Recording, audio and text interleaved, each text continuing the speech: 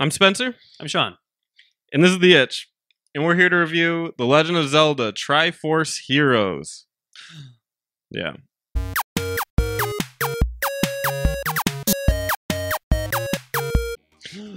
Yeah. Triforce Heroes? You're one of them. Well, assuming you play it. Am I courage? No. Oh. Power? No. Not wisdom. Your wisdom. I'm a bitch. You're Zelda. I'm such a bitch. Yeah. So this is a multiplayer Zelda game. This is a game everybody really wanted 15 years ago. So it's fantastic in that it's a multiplayer online Legend of Zelda game that would be a 2D top-down isometric perspective game. It is in the same vein as the recent A Link Between Worlds, so the remake, redo or whatever of Link to the Past. And it involves you traveling to a world that is obsessed with clothes. And the princess is the most beautiful and well-dressed princess of all time, arguably. And a creature comes in and turns her into this black monster. Like African American? No. Oh. Like, whoa, come on now. Like a weird, misshapen black creature. Sounds like a D&D campaign that I played a long time ago. Yeah.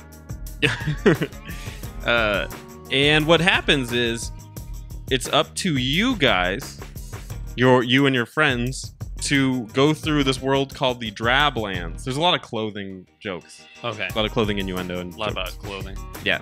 And you go into the Drablands and try to rescue her. Try to stop all these monsters that are destroying the clothing. And you kind of collect clothes on the way. Mm-hmm. And that kind of leads into the gameplay. So, again, this is isometric Zelda. So if you've ever played A Link to the Past, if you ever played one of my favorites, well, Link to the Past would be my favorite, but another one of my favorites is the Minish Cap. If you ever played any of those ones where it's a top-down Zelda perspective, that's what this one is. Especially Link Between Worlds, like I said. And it involves you going online to meet strangers. And that is the biggest problem of this game, because ironically, the fact that it's on a Nintendo console means it would actually perform better on any of the other platforms, which is hilarious. Because this is a cooperative game, and Nintendo restricts chat. As in, there's no chat. Wait, hold on. So they restrict chat in the sense that you cannot communicate? You can communicate, but you can communicate via panels on your screen, and you touch them and it tells you what to do. The panels include what the fuck? Plus, cheering with pom-poms, like an So shrug. A shrug. Or there's some actually useful ones that I'll get into in a second. I'll just tell them right now. One that says pick up your friend. One that says use your item. Okay, but you can't, like, you know. There's no chat. Hey man, there's no chat. Suck my dick? There's no chat and there's no voice. On and the Zelda game? That is specifically why they took it out. Nintendo is terrified of that. Yeah, I get and that. They will not let you chat with anybody. Okay, well you can't just. All right. So you can tell where my problem is going to be with this game already. So the problem is that you go in here into these games and you're trying to complete it, and you need your partners, because the dungeons are designed for 3 people. So they're designed that this guy has to have this item, this guy has this item, and you hit that, and then you do this, which is a brilliant concept. I think the concept is fantastic, and I love it. Unfortunately, the fact that you can't communicate with anybody in any real way means if you're playing with somebody, a child, that doesn't know like his right hand from his left hand, yeah, you are fucked.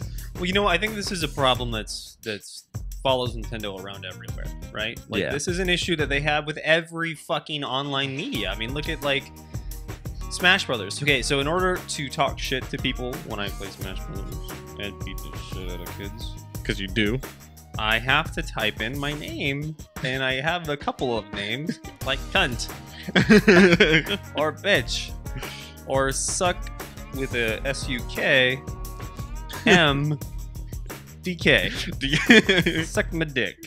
Gotcha. So in order to... I think that's it. In order to talk shit, you have to get really creative with your name. Yeah. I can't send a message to someone. And Hey, that was a bullshit Lucario move, you piece of garbage. You lucky fuck. And I get where they're coming from, is that they don't want their kids to be cussed out like they would in Call of Duty. Suck my dick. But in some games, it really is required to talk to people, this being one of them. Added to the frustration, so a really cool concept is actual verticality in this game. I know I said it's isometric and it's 2D, but to solve the problems, you have to pick up your friends and put them on your head. Because there'll be things like 2 layers high, that you have to hit it with a sword. Okay. Or you have to shoot it with a crossbow. I feel like this is just... We're putting a fresh layer of paint on a game from 1993. Sure. Can we stop? No, I love it. No. I love it. I love classic Zelda. Minish Cap is actually one of my favorites. You haven't gotten enough? No. I think Zelda's an amazing formula, and they always make great games. Oh, boy. But, so yeah, you pick up your friends, and you gotta walk around these things, and there's a whole bunch of worlds to go to, and the puzzles are really cool. But another issue that happens with that is you pick up a friend, and for whatever reason, they didn't engineer a button to get off of somebody's head. So if somebody picks you up, and you didn't want to be lifted into the air, you can't get off until they throw you. Oh, that's great for trolling. Yeah. That's fantastic. For trolls, it's amazing. For people that want to complete the game because they have to do a review on it, it is mind-blowingly frustrating. That might be all I would do in that game. Join someone's game, pick them up, and walk as far away from their objective as possible. Yeah. That's fantastic. You know what they need is like a Red Phantom system. What's that? Zelda Red Phantom system. Well, in Dark Souls, when you're trying to do something, it's a hard game, it's tough. Maybe you're trying to, Dark Souls 1, you're trying to get up past those fucking archers. Yeah. That knock you off, you know? And then someone appears in your game and they have a big-ass bow and they shoot you and you fall off. And you waste several hours of your life. So therein lies 2 of the biggest problems with the gameplay. I mean, otherwise the gameplay's fine, barring, of course, occasional Wi-Fi dips and issues with that. But otherwise, I mean, that's expected. But otherwise, everything is fine. The game itself has a really cool outfit system where you collect things in the actual worlds, and you can build outfits that give you bonuses in certain worlds. Okay. Like, for instance, for the ice area, you can get this parka, and the parka will let you not slip on ice. Which is basically required because anybody knows that any ice stage in any game is the worst stage of the game. Because you have to slide all the time. And I hate it. I like the ice area in Majora's, where you have to come back for the Gilded Sword. You know what I'm talking about? That blacksmith area? That was really cool, I thought. And there's that whole underwater area where it's like frozen in some parts and not frozen in others. What's up, Eternal? So... Again, barring those 2 issues, there's some really cool ideas that happen in this game. It is a little bit flat as far as what you can really do because it's pretty much required that you play with a group of people. You can play with friends, but honestly, especially where I'm from, how many friends have a 3DS and have this game that are going to want to play with each other? Not very many. I don't just go to people's houses and say, let's play 3DS together. This might be a good game for your girlfriend and you, though, right? Like, if your girlfriend and you have 3DSs, right? It could be something. No? That'd be fun, but we need one more. You need one more? You need 3. This game requires 3 people. That's terrible. Yeah.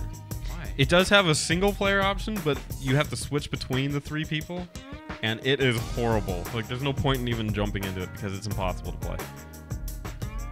They literally turn into statues, and then you switch between them. Like, they don't have an AI where they fight for themselves or anything. So, it doesn't make any sense, really. Graphically, it looks nice. It's not the best looking game, but it's got that Zelda charm. It's got a really cool, I like the style when you hit the panels because they just pop up on the screen and you can keep pushing them. The pom-pom ones especially because it alternates. So they go like this if you keep pushing it, which is fun to do. Yeah, it's a fresh coat of paint, man. But it's got some cool effects, but it's not gonna blow your brain out. It'll blow my dick off? No, unfortunately. If you wanted to keep your dick, then you should continue playing this game because your dick will not blow off. Think about that. Okay. So, sound-wise, it's Zelda. It doesn't have all the coolest tracks or anything, but it's got, Not all the coolest tracks? No. Forget it then. Well then. I was looking for Peanut Butter Jelly by T.I. on there. It's not on there. unfortunately. All right. But it does that thing for it. So the pros are that it's got a fun concept to it. If you have friends, this would be a lot of fun because your friends hopefully aren't total assholes and Don't wanna have friends. screw you every time. Friends. It's got decent graphics, okay on everything. Nothing's too outrageous. The cons are the online multiplayer is disastrous, to say the least, because there's no chat. Your cooperative people control you to no end. What are you drinking? Kilt Lifter. All right. Kilt Lifter. I got a bottle opener if you want it. Oh, yours is like way better than mine. So I actually have a 4 Peaks bottle opener that I could use on this fucker. on this 4 Peaks beer. 4 Peaks ale. Gotcha. So yeah, the cons would be the online, the intense trolling, and the honestly one other little thing about the multiplayer. Wait, you were is- troll? Oh hell yeah! So people. And I would jam on the throw me button. Like there's a button that says throw, because if you're on somebody, you throw them.